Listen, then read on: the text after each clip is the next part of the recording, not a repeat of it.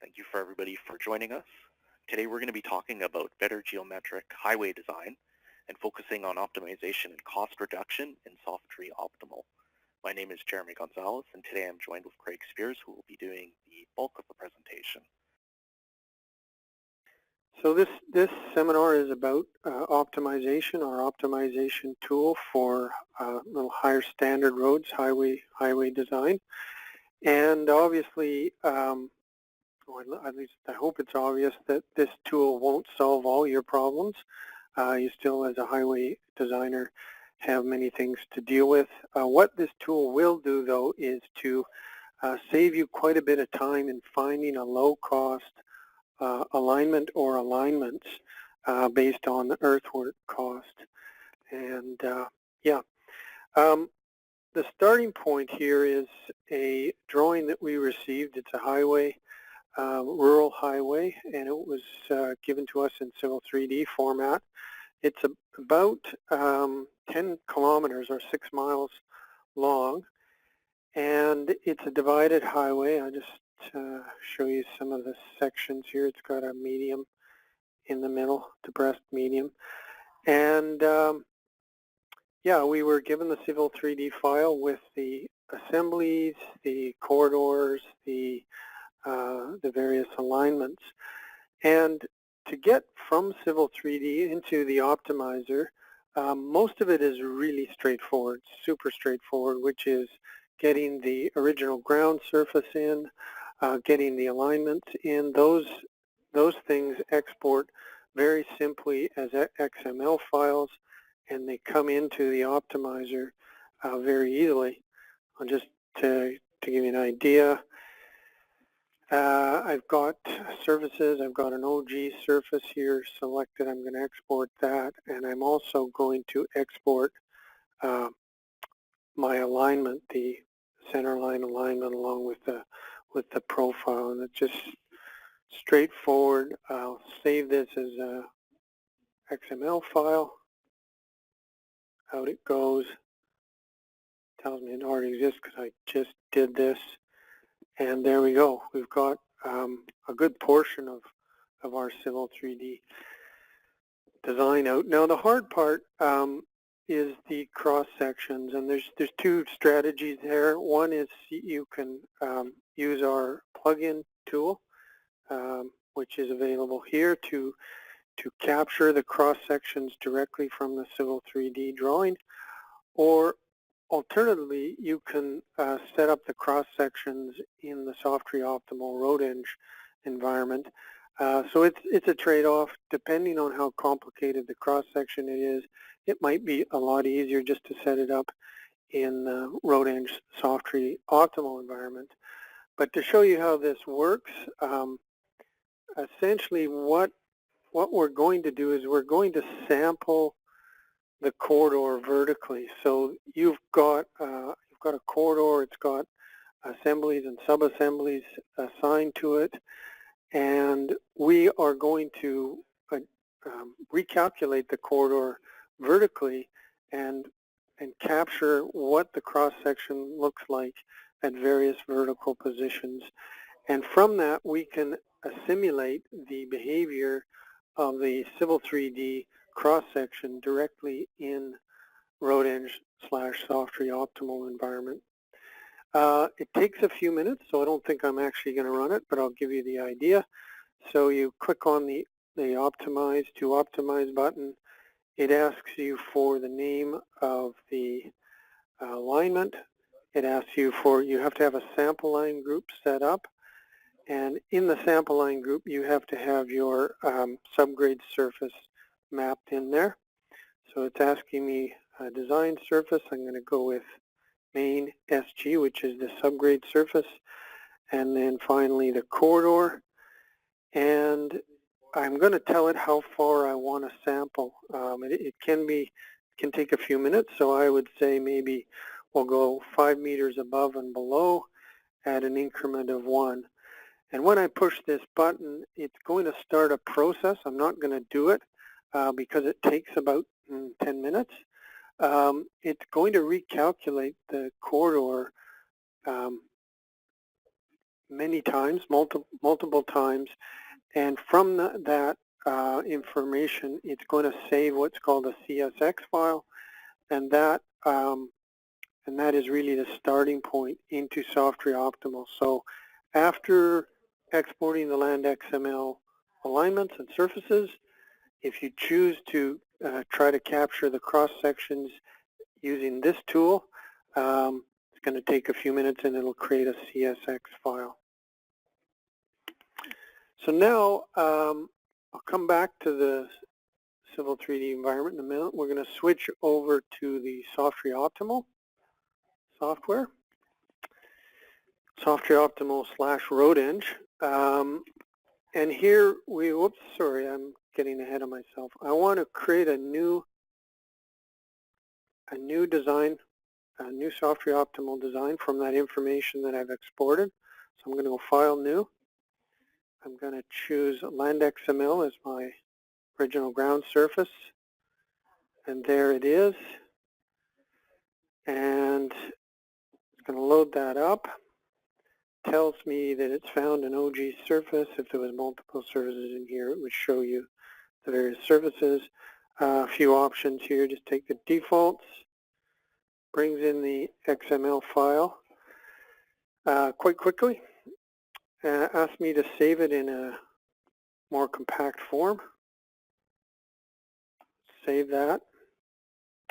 And now it's going to ask me for the alignment. Again, I had the alignment in the same XML file, so reference that. And there's my horizontal alignment, and I'm going to choose this as my vertical.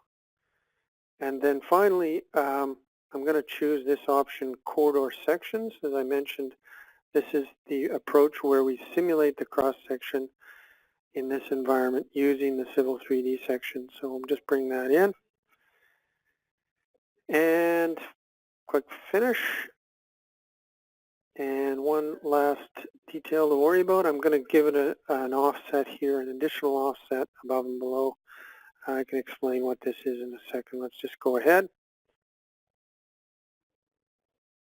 There we go. So we've come from Civil 3D. We're now in the Softree Optimal environment where we can start manipulating this alignment, refining it, and when we're finished, we'll bring it back into Civil 3D if that's what's needed. So let's talk briefly about the cross sections. Before I do that, I want to actually apply to this cross section, which comes from Civil 3D. I want to apply a stripping surface in here, and it's quite a bit easier to do this directly in RoadEng rather than include it in Civil 3D. So I'm just going to go in here, assign by range. I'm going to go to Site Prep, and I'm going to apply 1/3 of a meter approximately of stripping, and I want it to go out to the slope stake. So I'm just going to pre-strip material that's unusable. It's organic material. I want to take it off 0.3 meters. Click Add Edit here.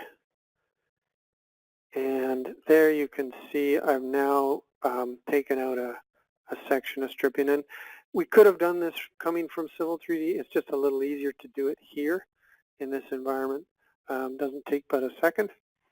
The other thing I want to be sure of is the expansion compaction factors are correct. And I before this demo I set this up, but I want a fill factor of 0.85 to account for material, bank volume material. So my fill factor is 0.85. Very quickly look at the cross section and again talk a little bit about bringing the cross section from Civil 3D before I get into the fun stuff. Go into templates, and here is our cross section, and you can see that my alignment is a little bit above my subgrade. There's going to be some paving surfaces on there, obviously, but here are the sample points that I sampled using the Civil 3D when I calculated the corridor. So those are the points that we'll get we'll get interpolation. And I could have extended the sampling. I could have gone a lot farther. The area between the last sample point and this line here is that 10 meters that I specified when we came in. And so if I move the template, you can see what it's doing is it's trying to figure out what the cross-section looks based on those sample points. And all this stuff is to avoid having to recalculate or recreate cross-sections in this environment. That being said, if your cross-section is fairly simple, it's very easy to do the whole thing right here. Just create the cross-sections that you need. But anyway, gives you sort of a taste of what we've got for cross-section. So I'll just go with that. First thing I would want to do with this design, out of the way, my window here, is to check that the alignment that I got is reasonable in terms of volumes and so on. So I'm just going to maximize that. Have a look at the mass haul graph. Zoom out a bit here, come over to the side, and you can see how there's definitely some movement going on. And I see that at the end of my mass haul, I've got a deficit of material of about 5,000 cubic meters. Within tolerance, it's relatively balanced without importing or exporting material. So I can also check the volumes directly, make sure they match up with the, I'll just create a data window, make sure they match up with the volumes that were in Civil 3D. Can do that very quickly. Volumes general, just add cut, fill, mass haul, and all points.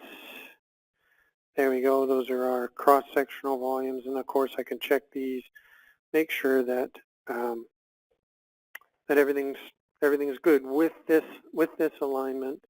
It should render exactly the same way as it did in Civil 3D. Okay, so the next thing I want to talk a little bit about is costing. So I brought this alignment in, I've got the cross section set up, and I'm going to recost it. Quickly, takes a second. It's calculated. And it's telling me that the cost of this alignment designed in Civil 3D is about $7 million. This is cost in thousands. And it's the cost is broken down into cut cost, fill cost, haul cost. So where do those costs come from? I've got a table over here, unit costs. So I'm assuming there's just one material, and I'm costing this out at $12 a cubic meter for excavation, $4 a cubic meter for embankment. Pretty straightforward. And then I've got some haulage costs, which this is where we start to get a bit more sophisticated. I can set costs for each of the different types of movement. So really short distances, maybe a shovel or a bulldozer. I've got a movement cost or hauling cost in dollars per cubic meter per kilometer, and I have no loading cost. I'm just moving the material without loading it. If you go up to the next level, which is usually a scraper, if you had scrapers available, there would be another cost for hauling, a lower cost than the free haul, and there would be a loading cost with that. And then finally, end haul, which is typically, in trucking material, you would have yet again another loading cost and a hauling cost and a loading cost. So this would typically go down, and I would see the graph change here. Update. Not seeing that. 0.4, 50. Cost per kilometer. I need to increase the loading cost. There we go. So this graph is based on economics. You know, a lot of people say, well, my free haul distance is such and such. You can set the free haul distance quite easily by adjusting these parameters. So if I change this free haul cost, update this, you can see I'm now got a free haul distance of 120. So this is kind of, you know, it's based on an economic model, and it just doesn't make sense you know, it sets the free haul distance, if you like. If I bring this down further, oh, sorry, I want to go the other way. 10, update there. So there's a free haul distance of 100. So you can adjust this graph, obviously, more sophisticated than is usually done in the design stage of a project. So cost, that is where I'm getting these costs over here that I've talked about, and it's important to understand that these costs aren't all that super. You don't have to get them right. All you have to do is get them approximately right, and if you're comparing different alignments with the same costs, it's a fair comparison. So they don't actually have to be the final cost that would be bid by a contractor. They could be representative costs. You're getting a good comparison. Okay, so based on those costs and getting this this breakdown, let's go ahead now and create a new optimized alignment. Let's get in here, standards. I've got quite a few options here actually, and I'm going to go with one that's really easy and fast, and a lot of users like it because what it does is it honors the curve locations that exist in this alignment.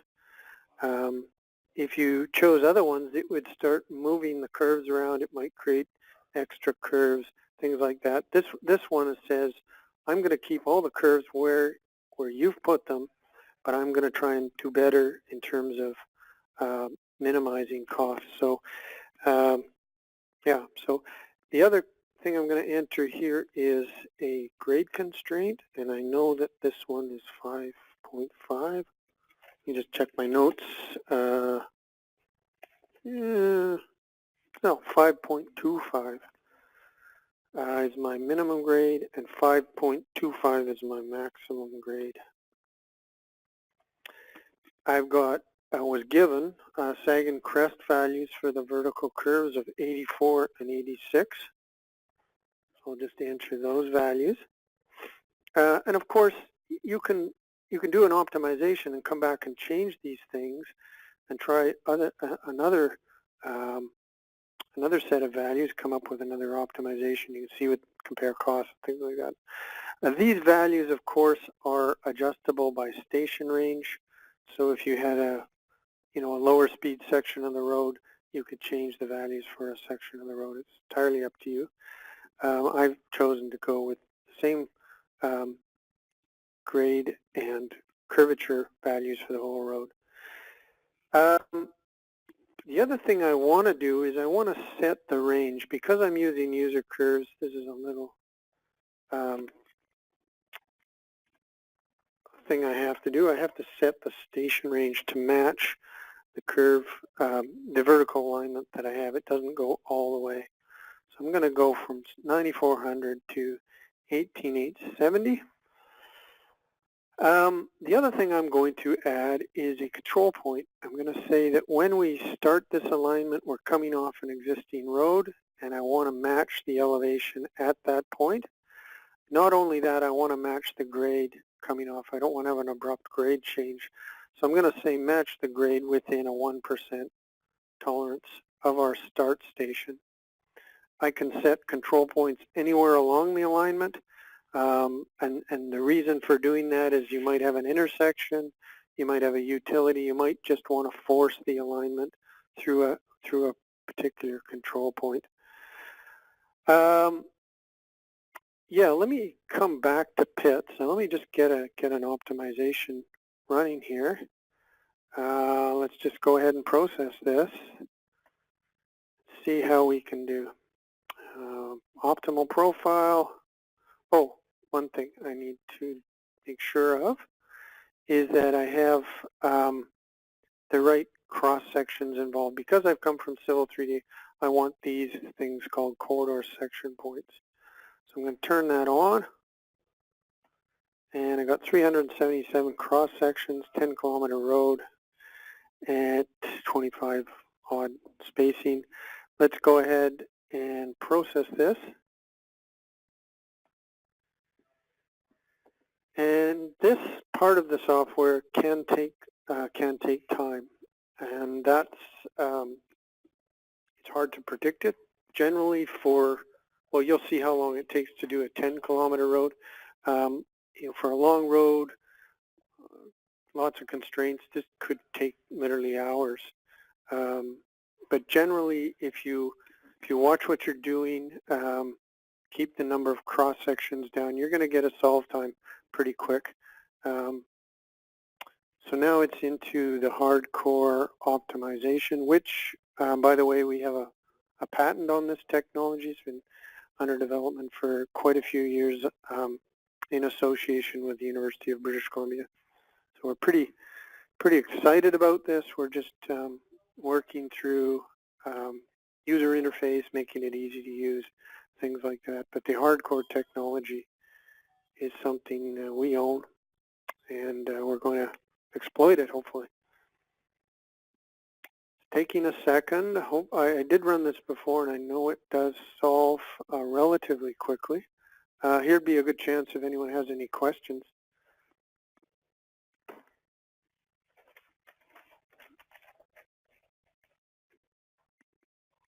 No questions?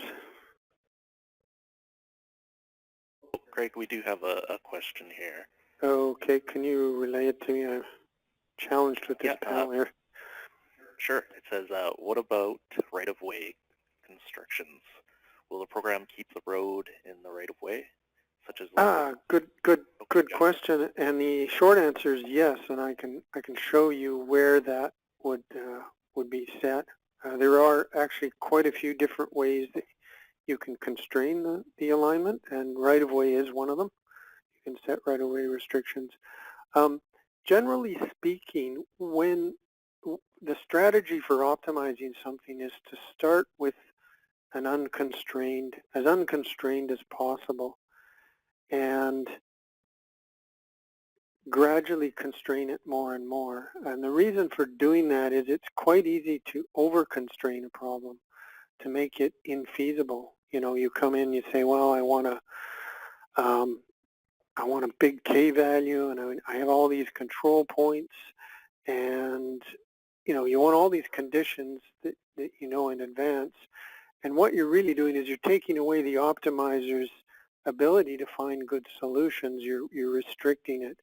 So as a strategy, I would say try to leave the constraints out. You might find that the solution that's found by the optimizer satisfies your constraints without you having to constrain it yourself. So it's a different way of looking at things. By the way, we have a solution now, and this dialog is telling me that we're within 3% of the best we can be. And I can say, well, we're early in the design process. I'm not gonna carry on looking. I've got a solution. This is good enough, 3%, and I'll just take this solution and use it going forward. And if I don't do this, it will continue on looking until that optimality gap basically goes to 0. So in this situation, I'm going to say 4%. Heck, let's just cancel. Whoops, I don't want to do that. Come on, cancel. Sometimes this can take a second just to cancel it. Oh, you see, while I'm trying to cancel, it's actually gone down now. So we're within 2% of optimal. And now it's finally recognized that I want to cancel. Partial solution found. Are you sure you want to cancel? Yeah, I'm good. We're down, by the way, now under 1%. And we've got a solution. It's telling me that it's got some obscure error messages that aren't too worrisome. So, good news. We have a new alignment shown there in magenta, and it's quite a bit cheaper. I don't know what the percentage is. We'll figure that out in a second. Let's have a look at it. There it is. You can see it's going a little steeper in some sections. It's not a whole lot different than the original, but cost-wise, it's quite a bit cheaper. And there's a breakdown of the cost. Let's set it current and have a look at the mass haul graph for this. So merge this in. Now this alignment becomes alive, if you like, and the original is in the background. And I'll come over here and just look at the mass haul graph. And again, this one is pretty closely balanced. We're within tolerance. And the reason it's not exactly balanced is the spacing of the sections that I used. If I chose a finer interval of sections, I'd get a closer balance. But this little bit of material that's at a deficit really is just noise. It's just yeah, within tolerance. So there we've got a new alignment very quickly. We're not even half an hour in. I've got a better alignment as far as cost goes. It may not do everything that the engineer wanted, but he's got an option he can look at. And again, excuse me, if I go back here and I created another alignment, I could try different grade constraints, different K values, very quickly create another alignment, come up with another cost, so I could tell my customer, look, if you wanted to go a little steeper, it's going to save you a lot of money. You know, I can do those sort of things very quickly in this environment. So let's just look at some of the other things that you can get from this. We have what's called a OptiHaul graph, and I think there's going to be a seminar just on this in January. It's a detailed graph showing where material is going by class of equipment. So down here you can see our OptiHaul graph, and let's just look at that. So this particular rung is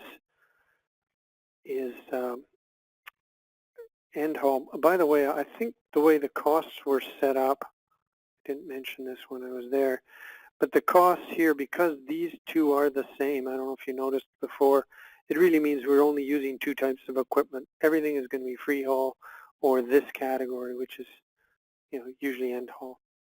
So I've really got all the movement happening in the end haul area, some movement, and you can see where the material is going. It's going. We're in here.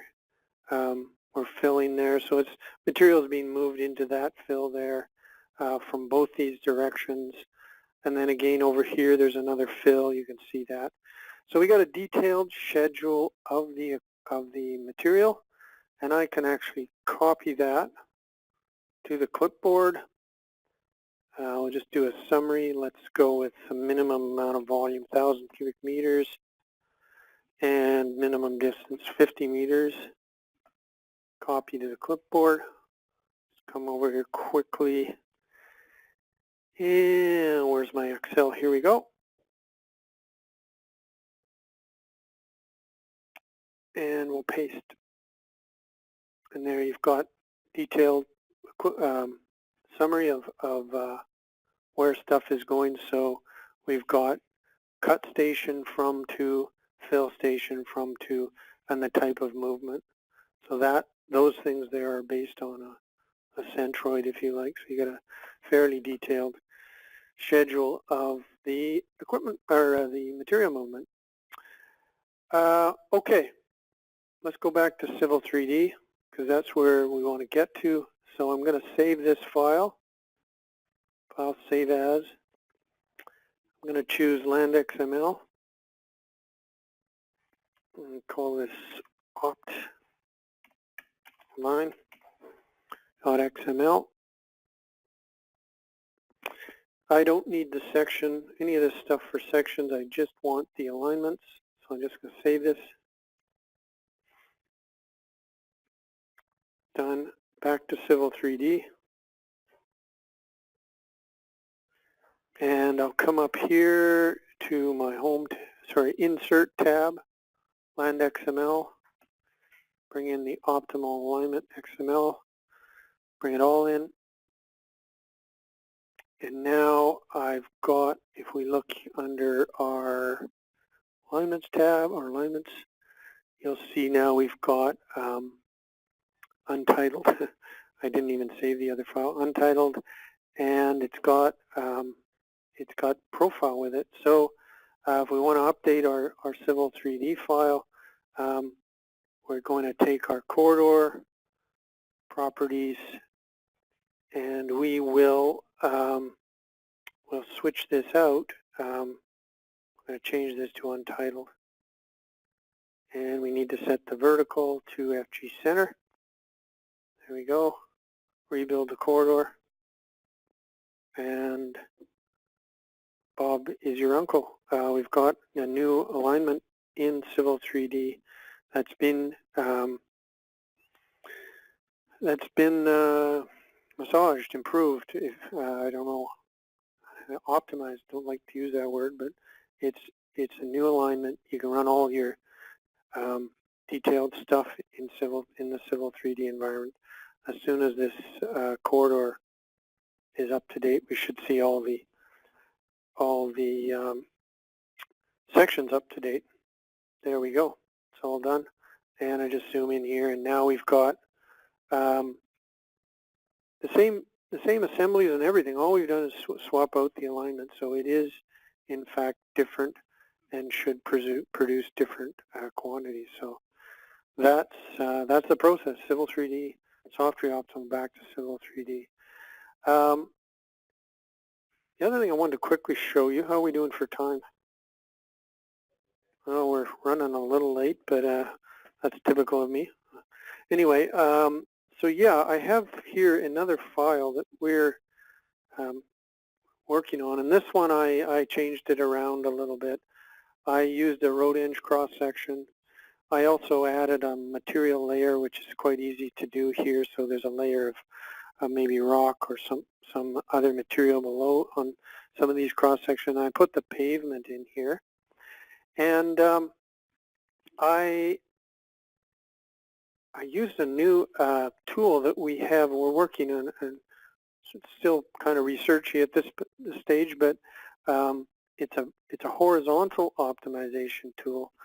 So I switched. Here's the original alignment. It's shown in red here. I switched to another alignment, and there we go. Now we've got, sorry, I need to double click there to my optimized alignment.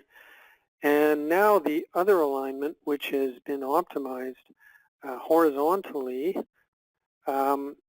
is showing me, and I got another 10% out of this particular design example. So that feature is coming. It's a bit of a teaser, but we're working on it. It's a much harder problem. It's not something that we could demo because it takes quite a long time to run. But you let it run for a few hours, and it basically takes your horizontal alignment, and it looks at an area around each IP point, and looks to move it and improve it. It doesn't guarantee optimality like the vertical, but it does look for better solutions, and in this case, it found one. And And the beauty of it is you don't have to do anything. You know, it just does all the work for you. You can run it overnight. So that's it. Questions? Craig, yeah, we do have a few more questions here. The first one is, does this have an interface for Bentley inroads?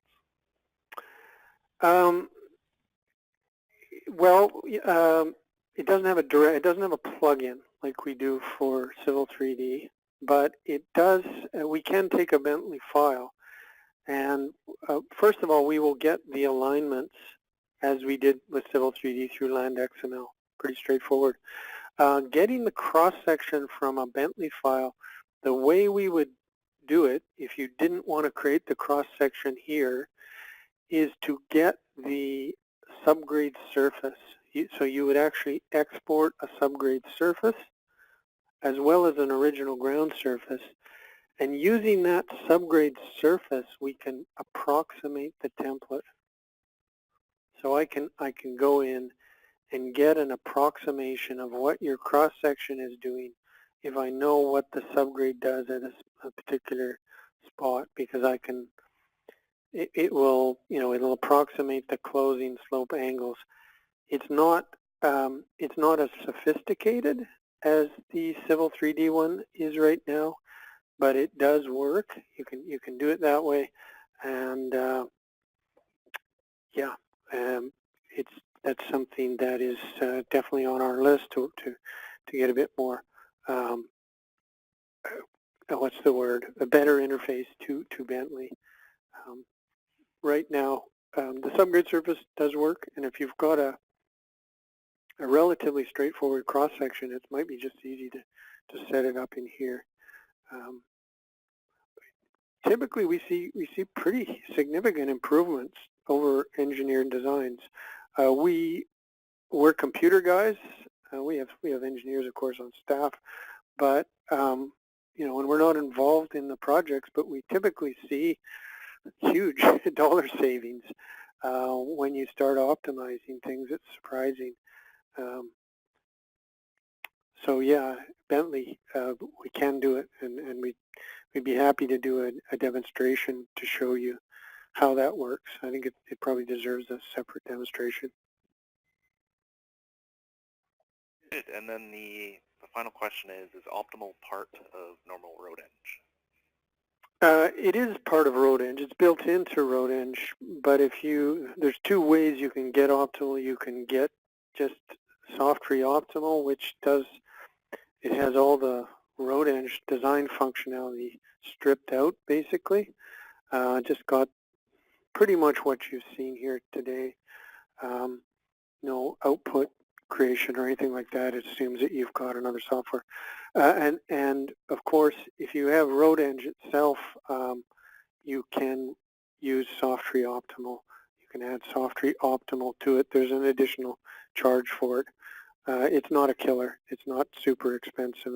Great, and that's all the questions we have, Craig. Okay, well, thanks everyone for listening to me. Have a great weekend and great holidays. We'll talk to you next year.